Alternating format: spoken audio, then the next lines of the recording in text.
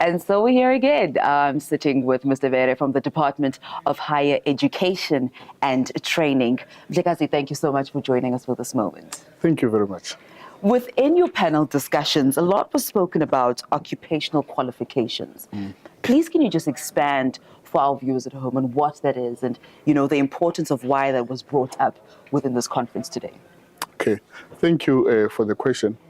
You know, occupational qualifications are these modernly designed qualifications that integrates, you know, the knowledge, which is theory, the practicals, and the workplace learning in one delivery model. Sure. So you don't have a situation wherein students have to first do one component of theory somewhere in the institution and then wait for placement maybe after a year or so because they can't find placement. So with occupational qualifications, when a student enrolls on the first day, Yes. the three partners, which is the institution, the funder, who's probably the sitter, and also the industry partner, would have been in place so that this student, within the normal duration of completing the three components, then they complete that qualification, and then most of them will then get placed, because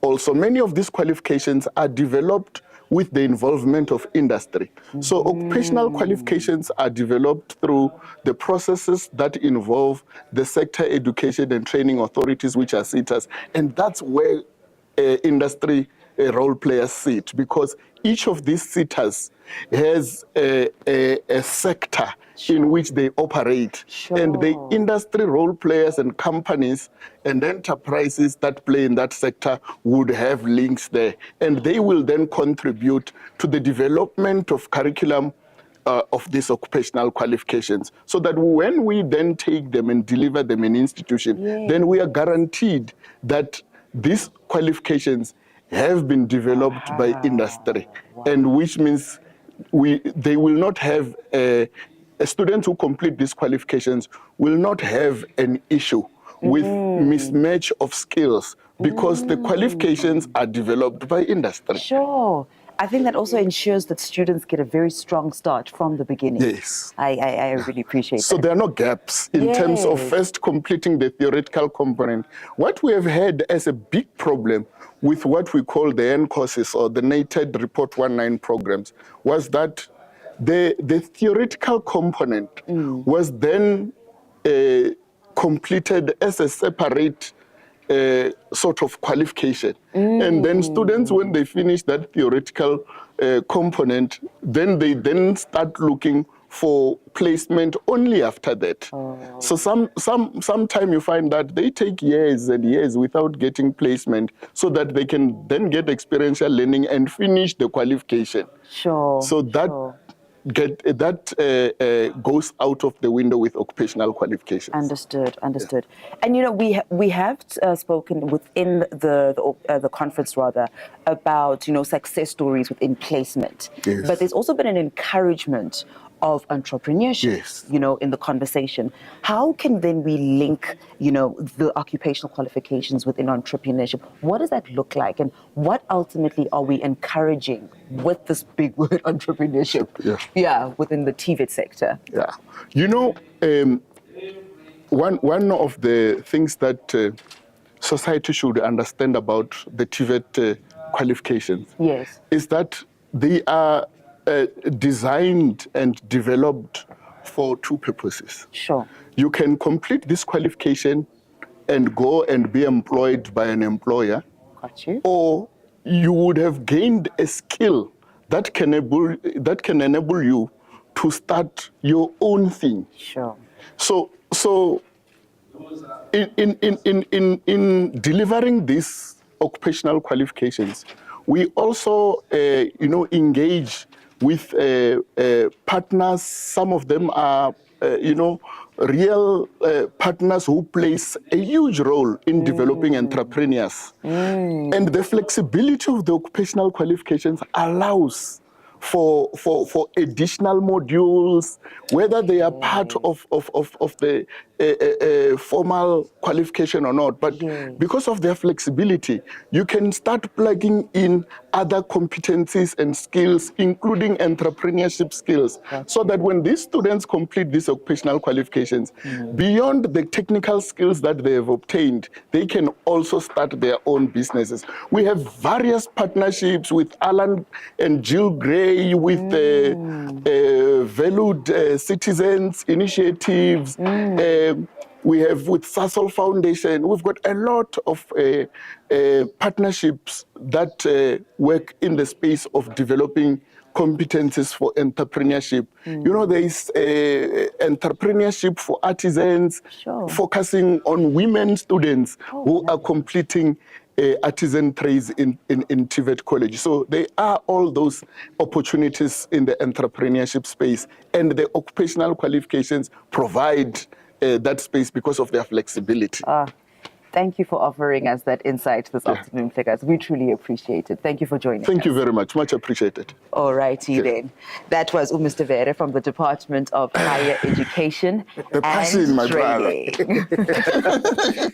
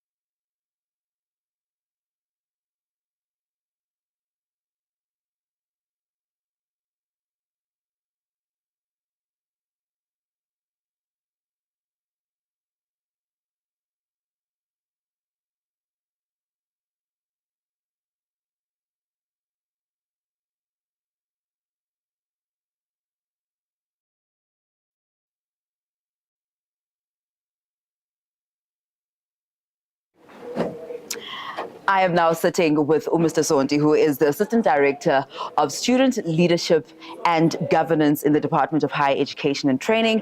Ultimately, I think that today happened. Good evening, Mhlekazi. Good evening, ma'am, and how are you? I'm doing all right, thank you. How are you today? I'm tired. Yeah, I can imagine. You had the responsibility of carrying the program today. Yes. Kudos to you, might I add. As you know, the person who was leading, the program today on such an important conference that we've started here in Johannesburg, day one only. But maybe you can give us, as we wrap up the day, some key takeaways from today. So for me, firstly, it's the first of its kind. Sure. So for a very long time in the sector, curriculum conversation or curriculum debates have been an issue of the professional staff, so the experts, the department, the lecturers. Sure. But for the first time, we have a student voice and what they want to see happen. So for me, that was a milestone on its own. The second part, and I was very impressed by the level of understanding from our students, of our leaders in terms of the curriculum itself. At some point, I even said they know it more than I do, and I work for the department. So That's a good thing. For me, that was very impressive. Yeah. And well, of course, the maturity in how they applied themselves as well. Sure. So they made it easy for me. Well, that's good. They made it easy. So were you saying that we are then heading in the right direction of ultimately, achieving the goal of transformation within the TVET sector? I think so. Remember, in each and everything that we do as a department, we want to make these people happy.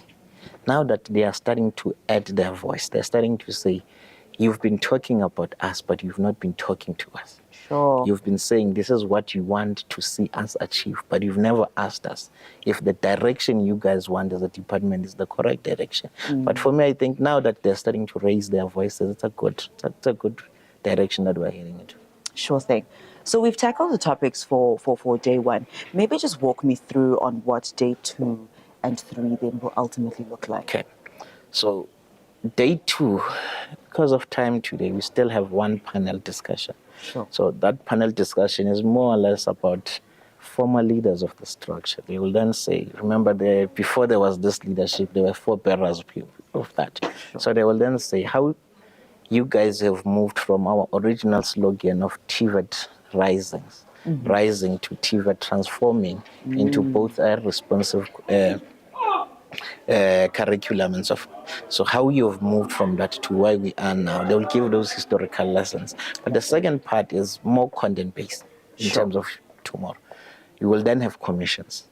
Commissions will start discussing a lot of topics, the employability of students, the entrepreneurship element of the curriculum, and how do we tie that with partnerships within the sector, the articulation from a TVET college to a university, and how do you make that process seamlessly. So tomorrow will be more of the more content-driven, less debates, more content, more content. Sure, which is what we need. Sunday is a good day in a sense. So Sunday you'll have the first part of the day with higher health.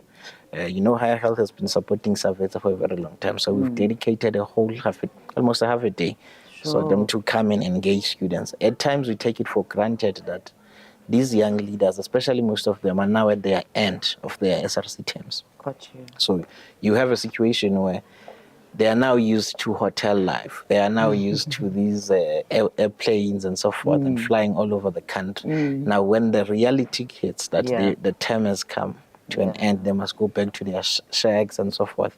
Psychologically, they are affected. So we're calling Higher Health tomorrow to come and have a session with them. And we'll then close off the day with the topic that they love the most, which is NSFAS. So with NSFAS, we are looking at the closeout process for 2024. Where is NSFAS now? All the topical issues for 2024. We then also look at the preparations for 2025. Sure. Because towards the beginning of the year, January is an opportunistic month. So you'll have protests and so forth, but we want to engage students now so that we know what to expect in 2025. And they know what to expect from us as well in 2025. Yeah. And that will be the end of Sunday. I think as the first of its kind, you have definitely taken a holistic approach to everything and considered every factor. Yeah. So we've dedicated 2 days to curriculum. Yeah. Content and curriculum. Sure. Then the last day, we then getting off curriculum a bit. So the hardcore business is done. We then Sure. deal with the soft things, your NSFAS, your higher health and so forth. Got you. Well, thank you so much for joining us this evening, and thank you for all the work that you've done. I'm sure that the students will agree when they say it does not go unnoticed, and all the best for the rest of the conference. Thank you so much for having us, and see you tomorrow on it here. Enjoy the rest of your evening as well. Thank you so much. Thank you. And that's it from my side. Chat is none other than the president of the South African TVET Student Association, Ms. Gaugelo Chokwe. Gaugelo, thank you so much for joining me. Thank you so much, Gugu. How are you doing? I'm doing very well, thanks you, under the circumstances. But I'm good. Yes. I understand it's been a very busy week for you. It's been a very busy week, but however, you can just see that the turnover is amazing, and it means that we are having a very successful conference. Absolutely. So I'm happy about that. Lovely stuff.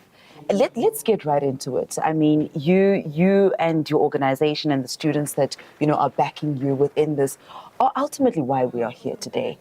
And I think what resonates with me is that you had the knowledge or the sort of niena vagalelo to be like, there's something that needs to change within the TVET sector. Let's speak about this change. What is it that needs to transform? I think that you have noticed that the courses that are offered in the TVET sector are not aligning with the industry or the job market. Sure. So we thought, let's come up with a conference that is going to tackle the issues that are faced by our students on a daily basis and after they graduate. Where are the students going to get placed? Is entrepreneurship being prioritized in the TVET sector? How do we make sure that the courses that are offered currently are aligning with the demands of the industry and the economy of South Africa? Yeah, which is a very fair thing to say, because I think I may sound like a broken record today, but I've been saying that with TVET institutions and colleges, it really is the hub of, gaining those practical skills. It is. And when we look at it from a South African context, we always hearing that, we have a shortage of skills, yet we have a plethora of TVET colleges within the country. So let's maybe speak about, how it is that from a practical point of view, what are these changes that need to happen? What are these things that need to be introduced? I think, first of all, we need to start from the programs that are offered, firstly. Secondly, we need to make sure that we establish partnership with industry to ensure that our students get absorbed. We ensure that they get funding when they need to start a business, because we can't expect them to say that you are going to become entrepreneurs, but we don't fund them. We don't place them in a position that they will get funding to start these businesses. Sure. So that's where I think we can start. Sure. Let's talk about making TVET colleges or institutions the first choice. We've been hearing this afternoon about how TVET colleges sometimes tend to be the last resort for some students who may not do well within the schooling sector.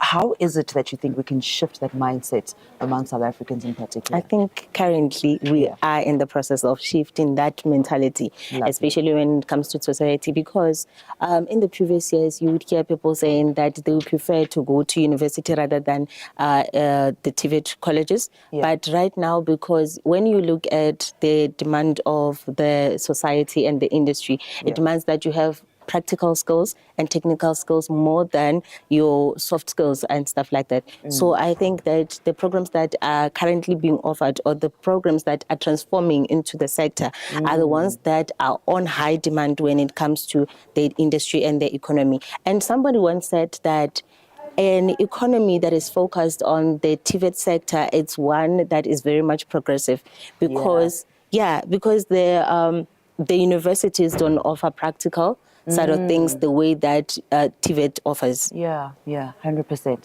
And, we've gathered here for a 3-day conference ultimately to iron these things out, to flesh these things out. It really is a collaborative process. But, when everything is said and done, what do you hope to see at the end of it all? We hope to see a concept document that is going to be implemented, and the department coming up with programs that are going to align with the demand of the industry, from the conversations that we've been having from this morning until Sunday. Sure. With that said, thank you so much. You're welcome. That was the president of the South African TVET Student Association, Ms. Gaugelo Chokwe, joining us today. We are still at the Birchwood Hotel Conference Center as well. I am your host, Gugu Pandle. Stay tuned.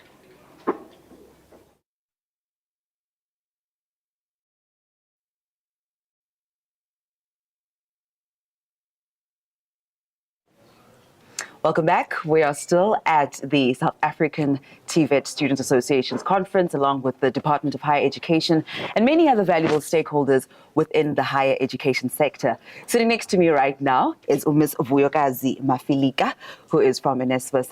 Hi, Sissy. Hi, sis. How are you? I'm good, thanks. How are you? Good, good. So far, so good with conference day? Yes, it's looking very good, and I enjoying actually the discussions, especially coming from the students. You know, oftentimes it comes to these discussions thinking they want to know about funding and all of those things, but now the topical issue is around the relevance of the curriculum and their employability. Sure.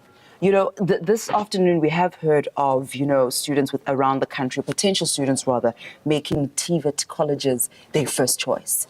You spoke about a very important thing on, people who are currently in TVET institutions being ambassadors. Yes. Speaking about, how these institutions have maybe changed their lives or the opportunities that are there. Let's expand more on that and the importance of that. Yeah, I feel generally that we're not hearing a lot of stories or good stories of successful people that are coming from the TVET sector. Sure. And I think people are probably waiting for someone out there to talk on their behalf. One of the things that I think is that, well, it starts from a young age, because when you are young, our parents were conditioned that, as a young child, you want to become a doctor, and all we've ever known is the university system. Yeah. And I would understand why it's entrenched, because it's been there for over 100 years, so it has cemented itself. Sure. And the TVET sector has actually had to go through numerous changes such that people don't understand its offering. Now we have a chance in terms of those who have had an orientation in terms of vocational education to actually talk about it and what it is about. And I think we should not be waiting for other people to talk about what is happening in the TVET, because the people who know are the people who have gone through the system. So I think if each person, on an average every year, there's about over 300,000 students in the TVETs.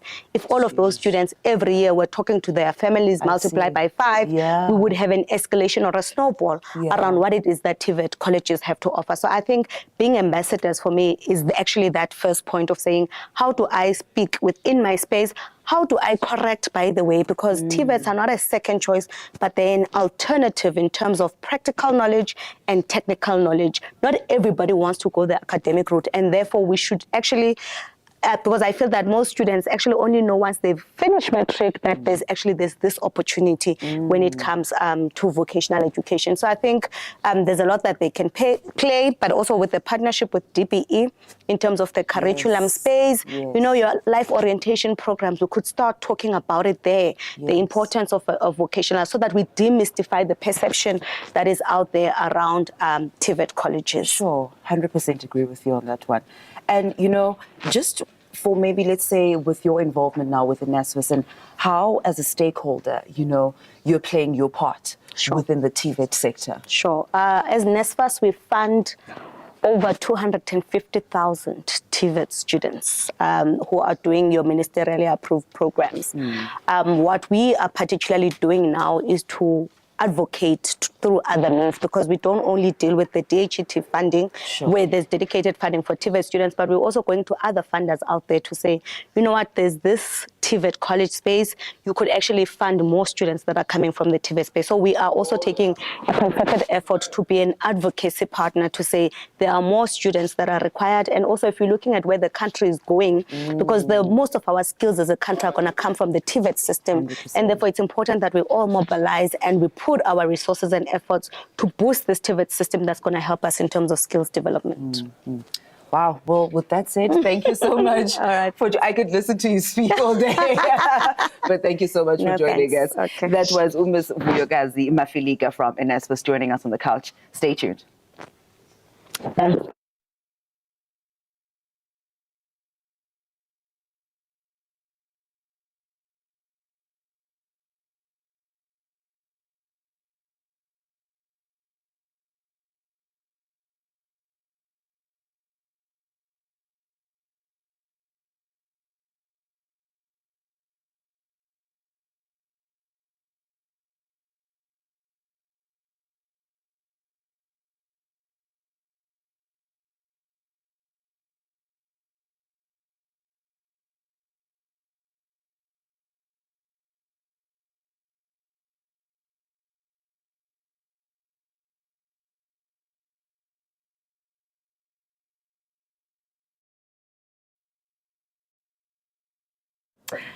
I'm now joined by Mr. Sabelo Buthelezi, who is the Chief Director of Special Projects at the Department of Higher Education and Training.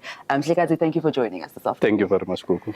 I just wanted to touch base with you, especially with the department's support within the TVET sector. The students are calling for a transformation within the curriculum. We've expanded this afternoon on what that transformation could look like. But maybe just reel me in on how it is that you are supporting this sector. Thank you very much. Let me start on the importance of this gathering. Sure. It's very important that we are part to this gathering of students, where students are saying to us, or student leadership are saying to us, nothing about us without us. From the department perspective, we are driving this initiative of making TVET colleges the institutions of first choice for students. Part of that is ensuring that we have suitable infrastructure for trades and occupations that are in high demand, so that colleges are able to respond to the fourth industrial revolution and what the industry needs, so that we close the gap between the skills demand from the industry and the supply from the college, so that we prepare colleges not just to train for the sake of training, because we end up training for unemployment, but to train for the skills that the industry needs. We can only do that if we bring the industry to the college. And industry can come to the college if there is infrastructure that talks to their operations. Also, lecturers and facilitators that are having skills and capabilities to use that infrastructure and equipment to the benefit of the industry, so that the industry don't say we need to retrain people that we are getting from TVET colleges, as if the 3 years at colleges was a wasted opportunity. Sure. So with this 3-day sort of multidisciplinary conference that is happening, we're joined by students, like you said, it's a student-led sort of gathering, if I can put it that way. We've also got some lecturers, we've got, stakeholders within who play their different roles. And you've spoken about the importance of why it is that we've gathered here. But maybe you can tell me what it is that you hope to gain from this particular gathering. Firstly, having students' leadership, we hope that when this conference ends on the third day, we'll be having a common understanding. Sure. It's important to have a common understanding and a direction with the students in terms of what are the hope and aspiration of the department, but also from us hearing from them directly on what are they anticipating to achieve. What is it that we can make their life better at TVET colleges, so that while they are still leaders at colleges, they also become ambassadors of colleges at high schools and in communities. That will assist in changing perceptions that communities have about TVET colleges. Sure. Well, with that said, Mhlekazi, thank you so much for joining us. Thank you very much. We appreciate it. Thank you. Thank you so much.